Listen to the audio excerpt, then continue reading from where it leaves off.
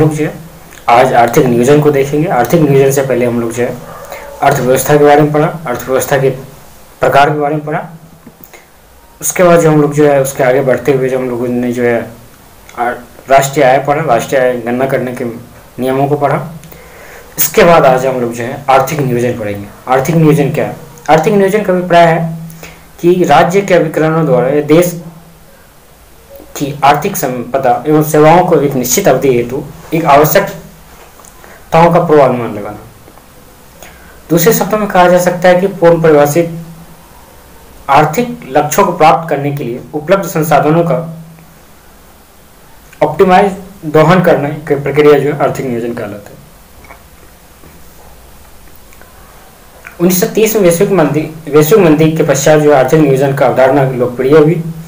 महामंदी के बाद जो है पूंजीवाद की कमियों को जो उजागर कर दिया गया, और क्योंकि पूंजीवाद जो मुक्त बाजार व्यवस्था ने व्यापक स्तर पर बेरोजगारी, गरीबी, आय में असमानता इत्यादि जो है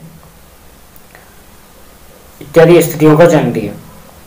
सोवियत संघ रूस यूएसएसआर ने पहली बार आर्थिक राष्ट्रीय नियोजन का विचार रखा था। इन्होंने इसे अपनाया और लंबी चर्चा के बाद जो है पहली बार जो है सोवियत संघ ने जो है 1928 को 5 वर्षों के लिए इसको आरंभ किया।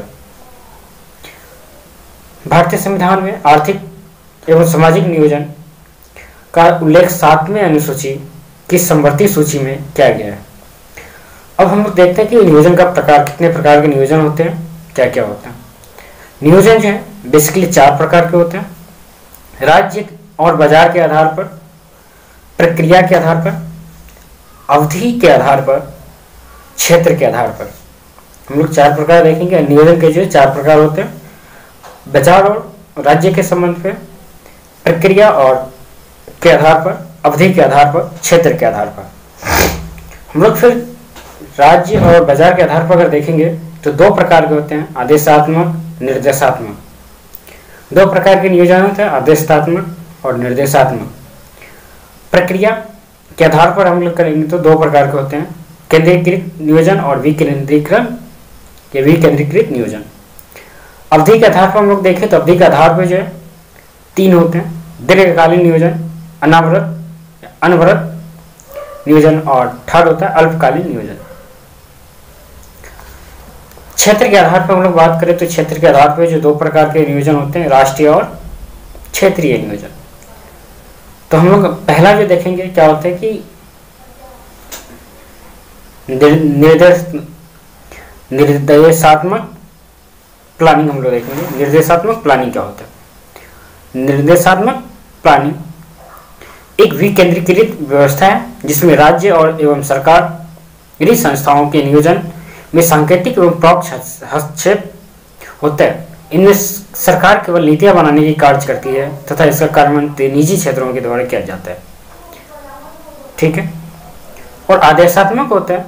आदेशात्मक होता है कि यह जो केंद्रीकृत व्यवस्था होती है, यानी कि आदेशात्मक नियोजन एक केंद्रीकृत व्यवस्था होती है जिसमें जो राज्य सरकार संस्कारी संस्थाओं के द्वारा व्यापक प्रत्यक्ष हस्तक्षेप होता है। इस नियोजन में एक केंद्रीय शीर्ष संस्था होती है और वो योजनाओं का निर्माण करते हैं तथा उस पर कार्य करने की जो कार्यान्वयन करने को सुनिश्चित करते हैं। इस मॉडल के निर्णय को केंद्रीकृत, यानी कि इस मॉडल में निर्णय जो प्रक्रिया होती है वो केंद्रीकृत हाथों में होता है, जिससे जो है केंद्रीकृत नियोजन भी कहा जाता है। यानी कि आदेशात्मक नियोजन को जो है केंद्रीकृत नियोजन के भी नाम से भी जाना जाता है। हम लोग बात करते हैं राजनीति के आधार, यानी कि लक्ष्य प्राप्ति के आधार पर। लक्ष्य प्राप्ति के आधार पर जो 2 प्रकार के होते हैं, संरचनात्मक और दूसरा प्रक्रियात्मक। यदि लक्ष्य प्राप्ति के लिए संसाधन के वर्तमान स्वामित्व के ढांचे, उत्पादन की विधि एवं संस्थागत व्यवस्था के आमूलचूल परिवर्तन किया जाए तो संरचनात्मक नियोजन कहलाता है। जैसे भूमि सुधार, बैंकों का राष्ट्रीयकरण, अर्थव्यवस्था में संरचनात्मक परिवर्तन, क्योंकि अर्थव्यवस्था के आधारभूत क्षमता को बढ़ाई जा सकती है। फिर हम लोग बात करते हैं फंक्शनल, प्रक्रियात्मक। यदि आर्थिक लक्ष्यों को प्राप्ति करने के लिए संसाधन के स्वामित्व के ढांचे, उत्पादन की विधि अथवा संस्थागत व्यवस्था में कई मूलभूत परिवर्तन लाने के बजाय अनुकूलन दोहन की रणनीति बनाई जाए तो उसे प्रक्रियात्मक नियोजन कहलाता है, जिसे हरित क्रांति इत्यादि।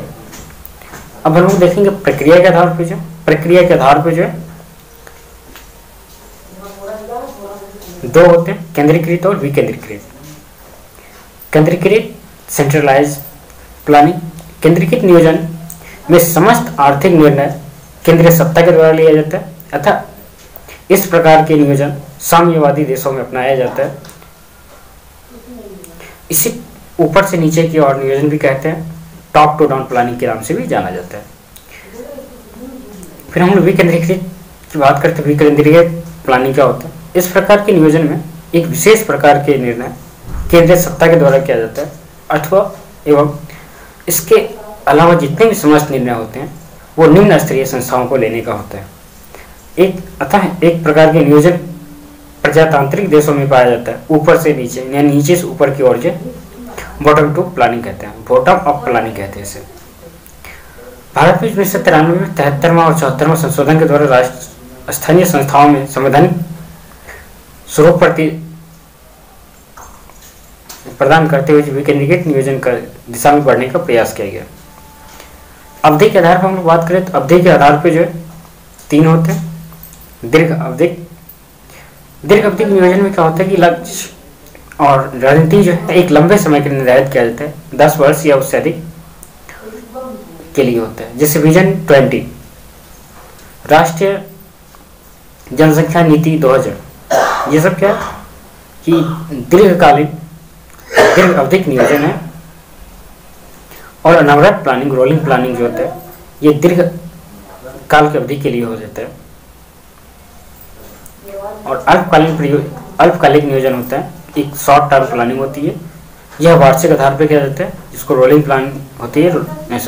अल्पकालीन होता है शॉर्ट टर्म प्लानिंग, यह समानता 1 वर्ष के लिए किया जाता है या उससे कम अवधि के लिए किया जाता है, जिसे अल्पकालिक नियोजन कहते हैं। इसकी जो अवधि हो सकता है कि 3 से 4 वर्ष हो सकती है, 200 वर्ष हो सकती है, इसकी कोई लिमिट नहीं होती है।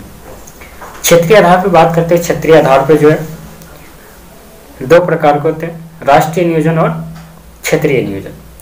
राष्ट्र ने जब शीर्ष केंद्रीय संस्था द्वारा राष्ट्रीय स्तर पर योजनाओं को लक्ष्य एवं रणनीतियों का निर्धारण किया जाता है तो उसे राष्ट्रीय नियोजन कहते हैं। 12वीं पंचवर्षीय योजना में 8% संबंधी दर रखना ये केंद्रीय राष्ट्रीय नियोजन है। क्षेत्रीय नियोजन, जब किसी क्षेत्र विशेष की आवश्यकता को ध्यान में रखकर योजना के लक्ष्यों और रणनीतियों का निर्धारण किया जाए तो उसे क्षेत्रीय नियोजन कहते हैं।